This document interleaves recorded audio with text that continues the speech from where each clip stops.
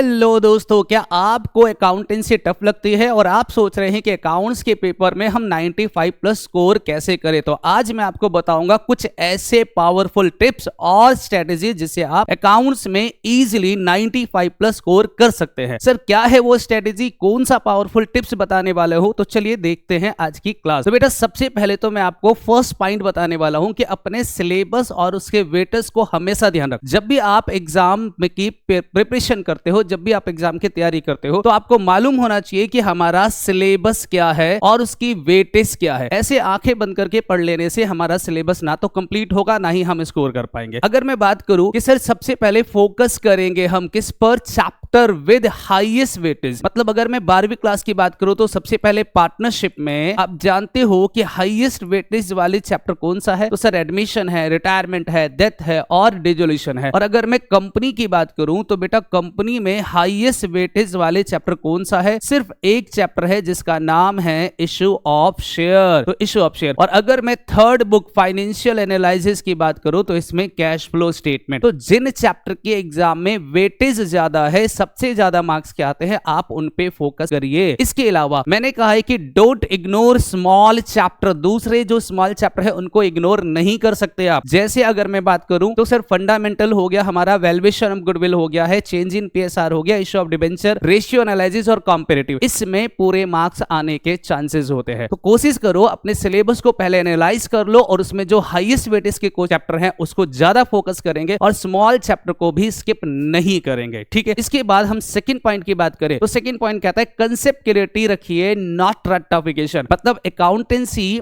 एक practical subject है, इसमें रट्टाफिकेशन काम नहीं आएगा। अगर आप ये सोच रहे कि हम रट्टा मारेंगे और कुछ क्वेश्चंस को करके आ जाएंगे तो ऐसा पॉसिबल नहीं है। आपको सारे चैप्टर के कंसेप्ट होने चाहिए clear. Golden rule of accounting properly आपको आना चाहिए कि सर गोल्डन रूल क्या है, रियल अकाउंट क्या होता है, नॉमिनल क्या होता है, पर्सनल अकाउंट क्या होता है, असेट बढ़ेगा तो डेबिट होगा या क्रेडिट, लायबिलिटी बढ़ेगा तो डेबिट होगा या क्रेडिट। ये सारे बेसिक बातें आपको समझ में आनी चाहिए। Plus solve practical question step by step. याद कीजिए मैंने आपको एडमिशन, रिटायरमेंट, डेथ, डिसोल्यूशन जितने भी चैप्टर करवाए उसके कुछ स्टेप्स बताए हैं। आपको उन स्टेप्स को फॉलो करना पड़ेगा और उस स्टेप्स को आराम से रिवाइज करना पड़ेगा। अगर आप लोगों ने अच्छे स्कोर करना है तो सबसे पहले अपने कंसेप्ट क्लियर रखिए। आप 10, 12, 15, 50 क्वेश्चन भी सॉल्व कर लीजिए, लेकिन रट के सॉल्व करा है तो उसका एग्जाम में कोई बेनिफिट नहीं होगा। आपको उसके कंसेप्ट को समझना पड़ेगा। आप 50 सवाल मत कीजिए, आप सिर्फ 5 क्वेश्चन कीजिए, बस स्टेप बाय स्टेप, और उसके स्टेप्स को समझ के कीजिए और उसके कंसेप्ट को क्लियर करके। तो this is the second point. रट्टाफिकेशन इसमें काम नहीं आएगा अगर आप स्कोर करना चाहते हैं तो। एंड द नेक्स्ट पॉइंट हमारे पास है प्रीवियस ईयर पेपर। बेटा देखो जितने भी टॉपर्स होते हैं उन सब का सबसे बड़ा स्ट्रेटेजी जो होता है वो है प्रीवियस ईयर पेपर। आप जब प्रीवियस ईयर पेपर को सॉल्व करते हैं, पिछले साल के पेपर को जरूर सॉल्व करो, क्योंकि जब भी आप पिछले साल के पेपर को सॉल्व करते हो तो आपके अंदर एक कॉन्फिडेंस लेवल बढ़ता है कि हमने कितना सॉल्व कर लिया, हमें कौन कौन से टॉपिक में कॉन्फिडेंस है और कौन कौन सा टॉपिक हमारा वीक है। जो टॉपिक वीक होगा हम उस पर ज्यादा फोकस करेंगे। और उससे भी बड़ी बात, जब हम प्रीवियस ईयर पेपर को सॉल्व करते हैं तो हमें पता चलता है कि हमारा लेवल क्या है और हम किस लेवल पे हैं, हमारा स्कोर करने की चांसेस कितने हैं। कहता है एटलीस्ट 5 पेपर जरूर सॉल्व करना, कम से कम मैं कहता हूं 5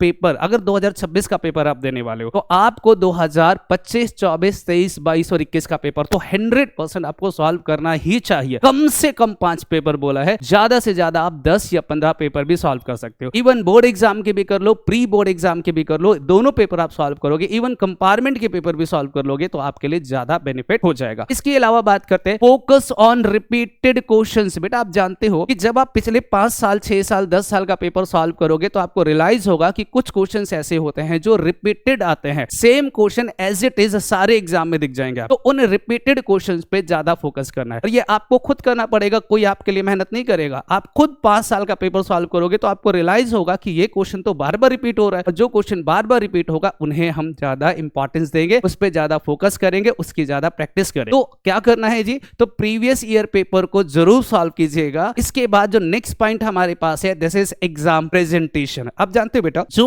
एग्जाम में मार्क्स कटते हैं, ज्यादातर बच्चों की बात कर रहा हूं, उन बच्चों के कई बार प्रेजेंटेशन की वजह से मार्क्स कटते हैं। एग्जाम में उनका प्रेजेंटेशन बहुत खराब होता है। पता क्या करते हैं बच्चे, आता सब कुछ है पर वो 3 घंटे का जो प्रेशर होता है एग्जाम के अंदर, 3 घंटे में हमें जो पेपर सॉल्व करना है उसके अंदर वो जल्दबाजी के चक्कर में प्रेजेंटेशन खराब कर देते देते हैं, जिसकी वजह से स्कोर नहीं हो पाता है। सर क्या करना है? तो बेटा ऑलवेज मेक नीट फॉर्मेट। आप जब भी एग्जाम में फॉर्मेट बनाओगे, चाहे बैलेंस शीट का फॉर्मेट हो, चाहे जर्नल का हो, चाहे लेजर हो, या कोई भी अकाउंट्स की बात कर रहा हूं, रीवैल्यूएशन हो, पार्टनर्स कैपिटल हो, या किसी भी फॉर्मेट को बनाओगे तो बिल्कुल neat and clean scale use करना है, पेंसिल यूज करना है, सुंदर सुंदर फॉर्मेट बनाना है। Use pencil and scale for table. आप जब भी टेबल बनाओगे तो पेंसिल और स्केल का यूज जरूर करना, ठीक है। और इसके बाद सर अंडरलाइन करना उन इंपॉर्टेंट फिगर को जो तुम एग्जामिनर को दिखाना चाहते हो कि सर देखो ये हमने निकाला है, आंसर है ये। चाहे वो रीवैल्यूएशन का प्रॉफिट हो या रिटायरिंग पार्टनर्स का लोन अकाउंट का अमाउंट हो, उसे हाईलाइट करके जरूर दिखाना कि ये देखो हमने निकाला है। मोस्ट ऑफ द स्टूडेंट को मैंने नोटिस किया है कि वो इन चीजों को इग्नोर करते हैं, जिसकी वजह से उसके मार्क्स कट जाते हैं। और एक बात बताऊं, जब आप अपना पेपर नीट एंड क्लीन करोगे, जब अपना पेपर नीट एंड क्लीन करोगे तो एग्जामिनर को पेपर चेक करने में बहुत मजा आता है। और जब एग्जामिनर खुश हो जाएगा तो मार्क्स आपको जरूर देगा। चाहे अगर आप लोगों ने आंसर करेक्ट करा और फॉर्मेट या प्रेजेंटेशन आपका अच्छा नहीं है तो एग्जामिनर वहां पे थोड़ा इरिटेट होता है और आपके मार्क्स काट लेता है। नेक्स्ट क्या है? Time management. देखो बहुत सारे बच्चों की कंप्लेन आती है, खासकर कॉमर्स वाले बच्चों और अकाउंट्स की क्लास की बात कर रहा हूं, तो बच्चे क्या करते हैं, टाइम मैनेजमेंट को लेकर बहुत दुखी है। वो कहते हैं सर मेरा पेपर छूट गया 10 नंबर का, 15 नंबर का, 20 नंबर का। तो पता है इसका रीजन क्या है? इसका रीजन है टाइम मैनेजमेंट की कमी। आप हमेशा टाइम मैनेजमेंट नहीं करोगे। अगर आप टाइम मैनेजमेंट में कमी करोगे तो आपका पेपर छूट जाएगा, तो जो आपका सपना है 95 प्लस लाने का वो रह जाएगा। सर क्या है टाइम मैनेजमेंट? बेटा आप जानते हो कि आपके एग्जाम में 15 मिनट मिलते हैं रीडिंग टाइम। अब उस 15 मिनट के अंदर ही रीड करने के टाइम पर ये डिसाइड कर लो कि हमें कौन सा क्वेश्चन पहले करना है। यूज करके डिसाइड करो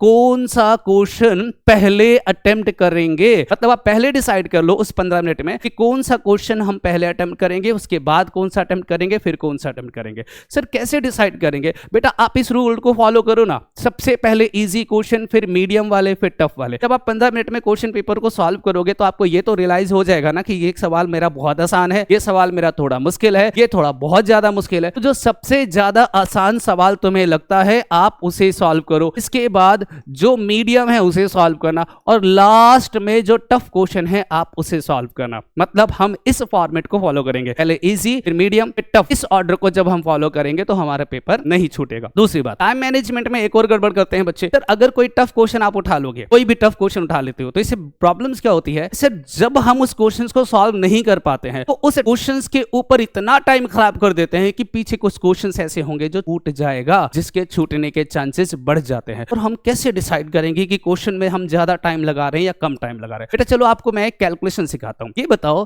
कि हमें एक क्वेश्चन पेपर अकाउंटेंसी के सॉल्व करने में कितना टाइम मिलता है? सर 3 घंटे। अगर मैं मिनट में कन्वर्ट करूंगा तो 180 मिनट मिलते हैं।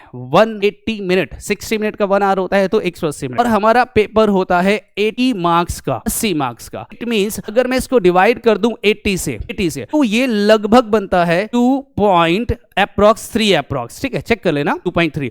मतलब अगर आपके पास एक नंबर का सवाल है 1 मार्क्स का, तो आप इसे मैक्सिमम 2 मिनट देना, इससे ज्यादा टाइम उस पर खर्च नहीं करोगे। अगर एक नंबर का सवाल है तो 2 मिनट में। और अगर मान लो कि 3 मार्क्स का सवाल आ गया फिर, तो बेटा आप इसे 6 मिनट से ज्यादा टाइम नहीं दोगे। और अगर मान लो 6 मार्क्स का क्वेश्चन है तो इसको सॉल्व करने में सिर्फ 12 मिनट आप लगाओगे, इसमें 13 मिनट नहीं लगाओगे। और ऐसे करने से तो 80 नंबर का हमारा पेपर है वो 160 मिनट में सॉल्व हो जाना चाहिए। यही तो मैं बता रहा हूं, हमें मिलता है 180 मिनट। आप 160 मिनट में सॉल्व करने का अगर प्लान बनाते हो तो आपके पास 20 मिनट बच जाएंगे रिजर्व के। तो रिजर्व के मतलब अगर मान लो कोई सवाल, जैसे मैंने स्ट्रेटेजी बना दिया कि 6 नंबर का सवाल 12 मिनट में होना चाहिए। मान लो कोई सवाल हुआ जो 13 मिनट में हो गया, जिसमें 14 मिनट लग गए, 15 मिनट लग गए, तो ये जो 20 मिनट हमने रिजर्व बनाया है उसको यूज करके उस टाइम को कवर किया जा सकता है। दूसरी बात, अगर मान लो कि हमने 180 नंबर का पेपर 160 मिनट में नहीं कर पाए, भैया याद रखना पेपर छूटने वाला है। और दूसरी बात, सर मान लो हमने कर लिया 80 नंबर का पेपर 160 मिनट में सॉल्व कर लिया, 20 मिनट बच गए। लास्ट के 20 मिनट आप क्या करोगे? उन सारे क्वेश्चंस के कैलकुलेशन को दोबारा चेक कर लेना। कैलकुलेशन में गलती बहुत ज्यादा बच्चे करते हैं। नेक्स्ट है हमारे पास एक कॉमन मिस्टेक अवॉइड कीजिए। बेटा आप जानते हो एग्जाम में जो बच्चे कॉमनली मिस्टेक करते हैं वो क्या है? पहला mistake, don't skip narration in journal entry. बहुत सारे सारे बच्चे ऐसे होते हैं एग्जाम में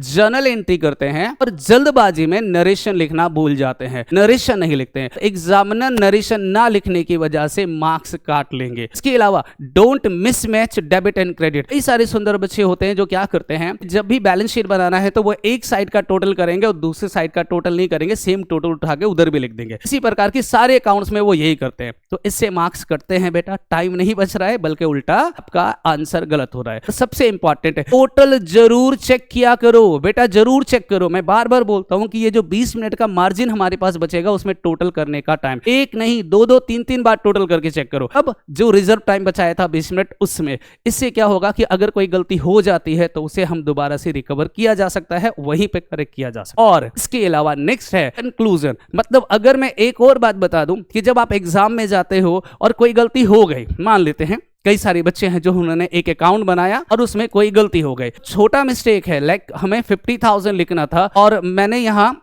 70 लिखना था, मैंने 50 लिख दिया। इसको काटने के 2-3 तरीके हैं। एक बच्चा क्या करता है, सर ऐसे काटता है, ऐसे। बेटा अगर तुमने इस तरह से ओवर राइटिंग किया तो इट मीन्स कि एग्जामिनर को हाईलाइट कर रहे हो कि देखो हमने गलती किया, हमने गलती किया, देखो आपने गलती की। इसीलिए इसको ठीक करने का तरीका क्या है, काटने का तरीका बहुत सुंदर सा है। आप सीधा से एक लाइन इस तरह से काट दो और नीचे लिख दो इसका करेक्ट आंसर 70,000, दैट्स इट। या हमसे गलती हो जाती है, बच्चे हैं, उसमें कौन सी बड़ी बात है, उसको हाईलाइट मत करो ना। मान लो ये पूरा अकाउंट गलत हो गया, पूरा हमने बनाया था लेकिन हमें पता चला कि हमने कोई गलती कर दी, तो कई सारे बच्चे ऐसे काटते हैं, ऐसे। अगर आपने इस तरीके से कटिंग किया, ओवर राइटिंग किया, तो याद रखना एग्जामिनर आपके ऊपर या एग्जामिनर के ऊपर आपका नेगेटिव इफेक्ट पड़ेगा। ऐसे बिल्कुल भी कटिंग नहीं करना है। आप कैसे कटिंग करोगे, तो सर आप सिंपल सा एक लाइन ड्रॉ करोगे इस तरीके से, इस तरह से कट करना है, ना कि इतना ओवर राइटिंग करना है कि गंदा सा लगने लग जाए। ये सारी बातें, कौन कौन सी बातें बताइए, चलो जरा एक बार रिकैप करते हैं। मैंने आपको बताया है कंक्लूजन में, अंडरस्टैंड सिलेबस और उसके वेटेज। सिलेबस चेक करो हमारा क्या है और कौन से चैप्टर कितने मार्क्स के आते हैं। जिसके ज्यादा वेटेज है हम उस पर ज्यादा फोकस करेंगे, जिसके कम वेटेज है हम उसे भी स्किप नहीं करेंगे, उसे भी पढ़ेंगे। दूसरा, कंसेप्ट क्लियर रखेंगे, नॉट रट्टाफिकेशन। हम अपने सारे कंसेप्ट को स्ट्रांग रखेंगे, कंसेप्ट क्लियर रखेंगे, rules of debit and credit मालूम होना चाहिए और स्टेप्स याद होने चाहिए कि कौन से चैप्टर को सॉल्व करने के क्या क्या स्टेप होते हैं, रट्टा नहीं मारना है। प्रैक्टिस करेंगे हम प्रीवियस ईयर पेपर, पिछले 5 साल का, कम से कम 5 साल के पेपर को प्रैक्टिस करेंगे। इससे ज्यादा हो जाए तो बेटर है, बट उससे कम नहीं होना चाहिए। फिर मैंने कहा था प्रेजेंटेशन, एक एग्जाम के अंदर प्रेजेंटेशन बिल्कुल नीट एंड क्लीन होना चाहिए। पेंसिल और स्केल को यूज करके हम अपना फॉर्मेट बनाएंगे, नरेशन को स्किप नहीं करेंगे। और टाइम मैनेजमेंट, सबसे इंपॉर्टेंट टाइम मैनेजमेंट। एक सवाल, एक नंबर के सवाल को सॉल्व करने के लिए 2 मिनट लगाएंगे, उससे ज्यादा नहीं। 80 नंबर का सवाल सॉल्व करने के लिए 160 मिनट लगता है। मार्जिन हमारा 20 नंबर का रहेगा, तो 20 मिनट का टाइम रहेगा और वो 20 मिनट हम यूज करेंगे मुश्किल वाले सवाल को थोड़ा सा हैंडल करने में। और कॉमन मिस्टेक जो बच्चे करते हैं वो क्या है, कैलकुलेशन। सबसे ज्यादा अकाउंटेंसी में जो मिस्टेक होता है वो है कैलकुलेशन में। अगर आप इन सारी स्ट्रेटेजी को फॉलो करोगे, डैम श्योर बेटा आप लोगों के स्कोर जो है वो 95 प्लस आएंगे ही आएंगे। अकाउंटेंसी में 95 प्लस मार्क्स लाना कोई मुश्किल नहीं है, बस प्रैक्टिस करते रहो। और इन सारे कंसेप्ट को अगर आपने अच्छे से सॉल्व किया तो बेटा आप आराम से अकाउंट्स में 95 प्लस स्कोर कर सकते हो। बेस्ट ऑफ लक, मिलते हैं आप लोग एग्जाम में, अच्छे से प्रैक्टिस कर लेना।